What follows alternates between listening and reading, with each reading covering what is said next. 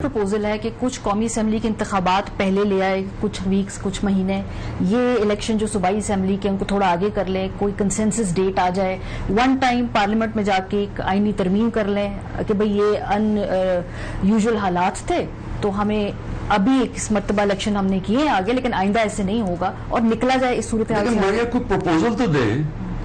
अगर तो सिर्फ ये डिले है टाइम बाय करने के लिए तो वो तो हम अड़े हुए 14 मई पे, हमने उससे नहीं आगे हटना क्योंकि ये ट्रैप है। जब आप सुप्रीम कोर्ट और 90 डेज और कॉन्स्टिट्यूशन से बाहर निकलते हैं फिर तो अक्टूबर में भी क्यों करवाएं इलेक्शन? अक्टूबर में भी पैसा नहीं होगा, अक्टूबर में भी हालात खराब हो सकते हैं सिक्योरिटी के, फिर तो कोई एंड ही नहीं है। इसलिए हमने 14 मई से आगे नहीं जाना।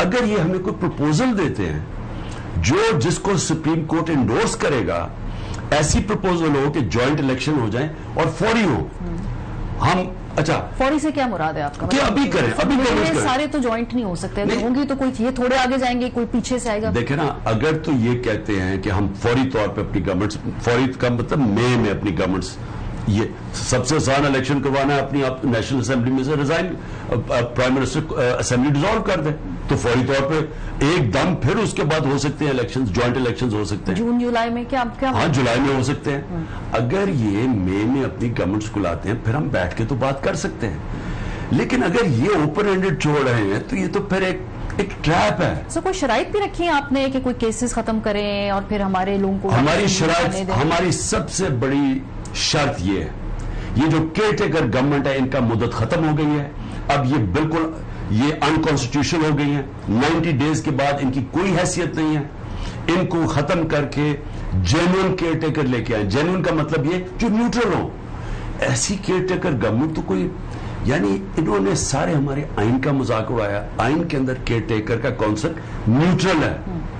इन्होंने जो किया इस केयर टेकर गवर्नमेंट ने, हमने तो इसके बाद इन सारों के ऊपर केसेस कर रहे हैं जो मेरे घर पर अटैक्स किए, जो ये किए, ये तो एक कभी, ये तो अगर उनकी भी गवर्नमेंट होती वो भी डरती है ऐसे काम करते हुए। ये जो केसेस वाली बात है, ऑब्वियसली जहां जहां लॉ जो है वो वायलेट हुआ है वहां पे कानून कार्रवाई होनी चाहिए, लेकिन जो एक नया पैगाम पहुंचाया जा रहा है, आपने सुना होगा कि बदला लेंगे आप लोग वापस आके, और ये खौफ है। और वो off the record, on the record मुलाकातों में ये बात की भी जाती है कि पीटीआई वापस आई तो वो लिस्टें बना रहे हैं, वो सब लोगों के नाम उन्होंने लिख लिए हैं और ऐसे बदले लेंगे हमसे। मारिया देखें, बात सुनिए, देखिए दो किस्म की आप गवर्नमेंट्स बनाते हैं। एक गवर्नमेंट होती है ये जो नवाज शरीफ और जरदारी टाइप, ये इन्होंने हमेशा आके बदले लिए लोगों से। नवाज शरीफ तो इतना सा उसका ज़हन है, छोटे दिल का आदमी है, वो तो कभी किसी को माफ ही नहीं करता। उसने वैसे एक बड़ा फायदा करवाया पाकिस्तान का, जो बाजवा को उसने एक्सटेंशन नहीं दी। आप देना चाहते थे by the way extension Bajwa साहब को, ये मान ले सर, यहाँ पे फिर नवाज शरीफ का फैसला बेहतर। मैं अभी आपको बाजवा के ऊपर भी बात करूंगा, लेकिन मैं पहले आपको कह दूं कि देखें वो जो छोटे ज़हन होते हैं ना, जो जात के ऊपर पॉलिटिक्स करते हैं, वो फिर ऐसी चीजें करते हैं कि अच्छा तुमने मुझे फलां साल में ये किया था, मैं तुम्हें छोड़ूंगा नहीं। देखिए मेरा मकसद है पाकिस्तान। मैं आपको वाज़ेह कर दूं कि मेरा सिर्फ एक इंटरेस्ट है पाकिस्तान में, जो मैं 27 साल पहले लेके चला था, इंसाफ की तहरीक। उसका मतलब होता है rule of law. Rule of law का मतलब होता है कानून के सामने सब एक बराबर।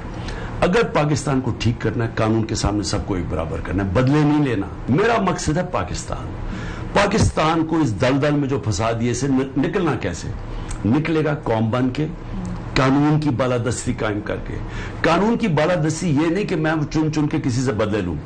इन जो आईजीज ने किया है, इन्होंने इनकी जो अपनी ओथ है, जो पुलिस के लॉज है, उसको वायलेट करके इन्होंने हरकत। मेरे घर पे हमला कैसे किया? जब मैं श्योरिटी बॉन्ड दे रहा हूं, क्रिमिनल प्रोसीजर कोड का जो आर्टिकल सेक्शन 75 है, वो वाजे करता है कि अगर मुझे अदालत में प्रोड्यूस करना था ना, तो मैं जब इनको श्योरिटी बॉन्ड दे रहा हूं कि मैं खुद ही अदालत में जा रहा हूं, ये अरेस्ट नहीं कर सकते थे। इन्होंने जान के वो श्योरिटी बॉन्ड नहीं लिया, मेरे 24 घंटा मेरे घर के ऊपर अटैक किया, या लोग जख्मी हुए, सब इलीगल था। अब ये मैं अपने लिए तो चले माफ कर दूं, मेरे घर में जो इन्होंने तोड़फोड़ किए, लेकिन मुझे ये बताएं जो लोग जख्मी हुए, जिनको उठा के जेलों में डाला, जो जिले शाह का कत्ल हुआ, उसको मैं कैसे माफ कर सकता हूं?